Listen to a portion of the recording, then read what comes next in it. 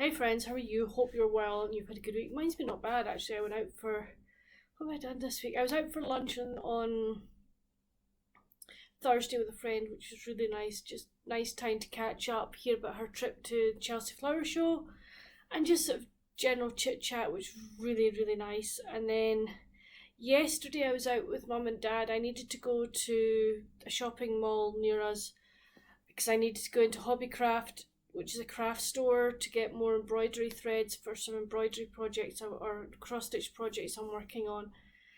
So mum and dad went, oh, we'll come with you. So we had lunch out and we just had a wander in Waterstones. It was really nice. But I came home, I was absolutely knackered after it. I had a nap for an hour and I'm absolutely shattered today.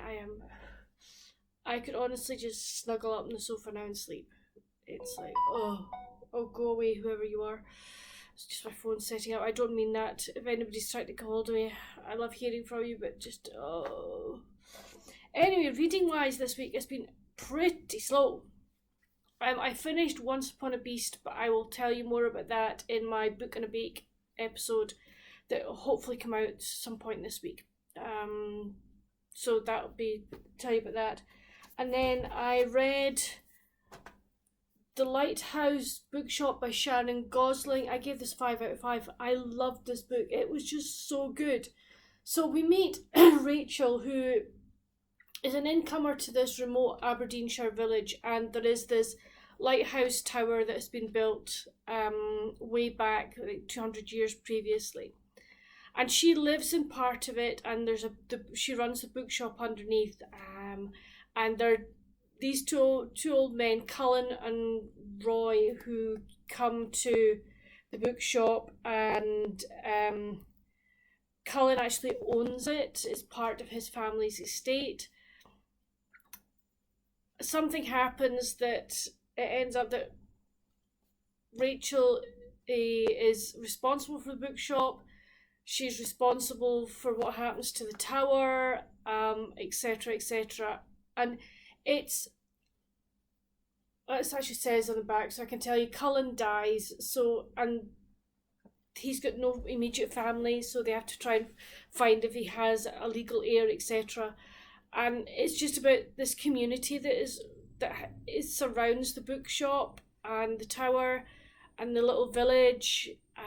All the characters that are there. There's a young girl who has obviously run away for some reason, and she becomes kind of adopted by members of the village, and what happens to her. And there's a gentleman who has been injured, and he's come to the village because he wants to write his memoirs, and he and Rachel become friends.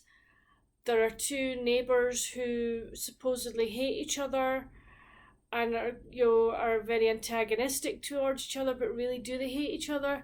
It was so well written, and the characters were really good. I was gripped by this from the very first, and I just loved the idea of like there being a bookshop in a lighthouse, and there's actually more to it than that.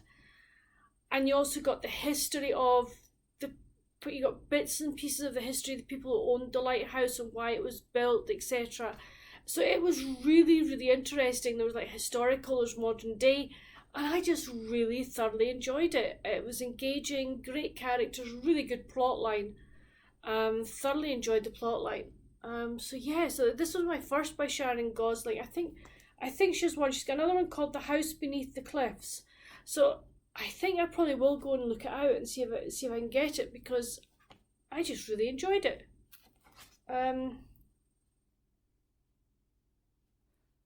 So yeah. So if you see this on your bookshelves in your stores, I would think about picking it up. So I read that, and then I am reading Just Like That by Nina Kaye. I'm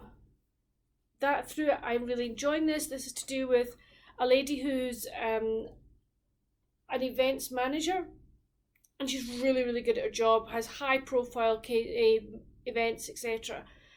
But her brother has a sudden stroke and she becomes his primary caregiver.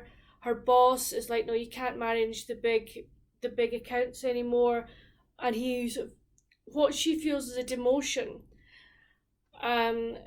to helping this animal park in East Lothian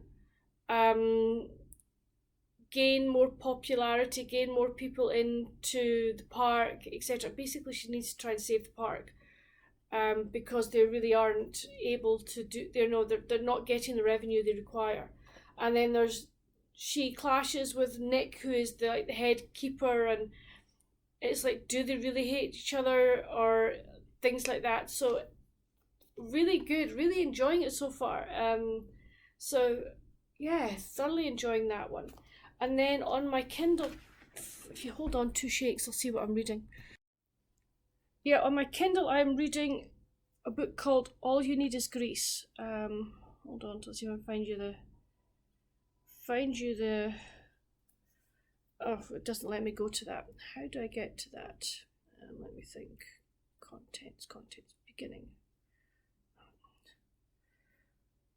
Oh, so there you go. There's the kind of cover of it. So it will say this. Oh,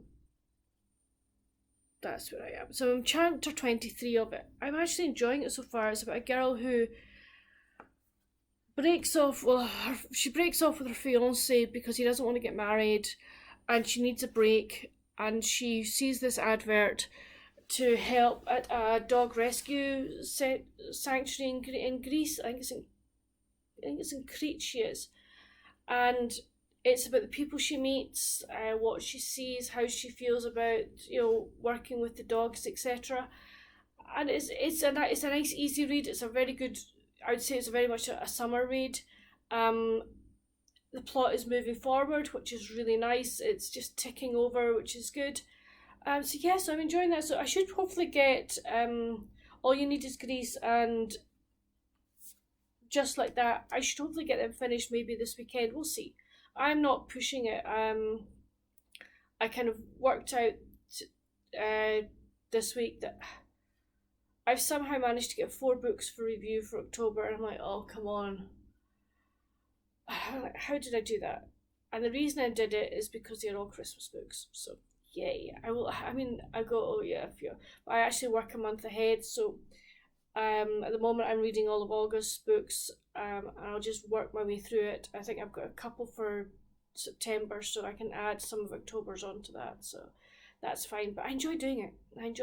But just sometimes when you sort of see you've got that number, you're like, oh my goodness, how did I manage to do that again?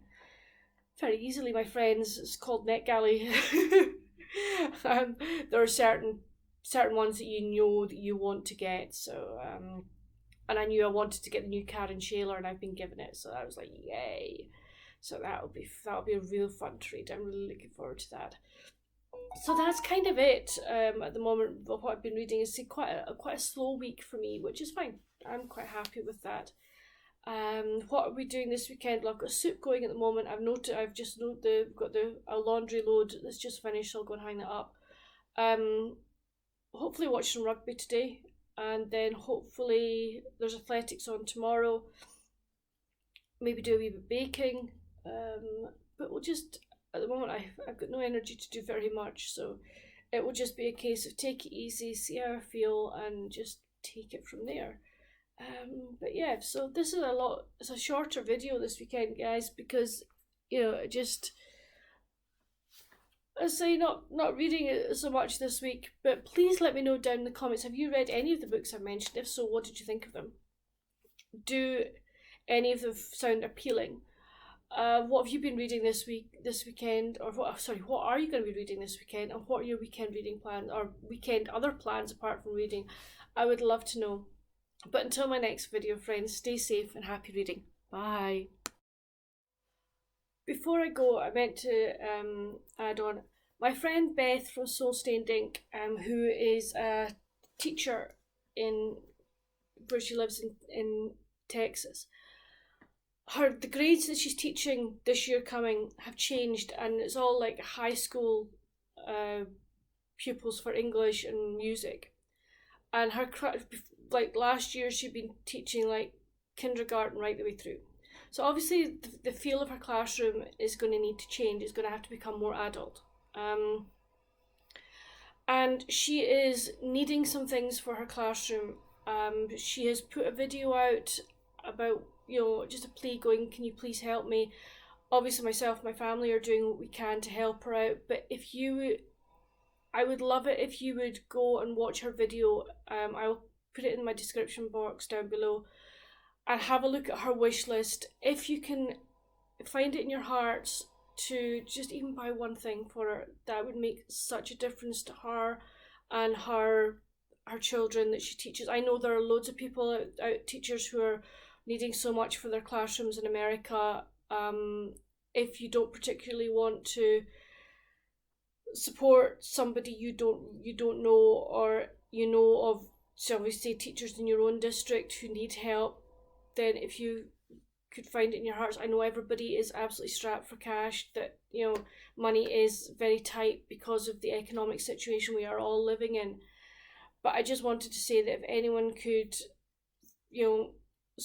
spare just even one book that she needs from her wish list, I know that would make a massive difference to her and her kids. So as I say, I will leave Beth's video down below, and she does a far better job of explaining why she needs help with her new classroom setup than I do. But if you can help, friends, I would really appreciate it. Thank you. Bye.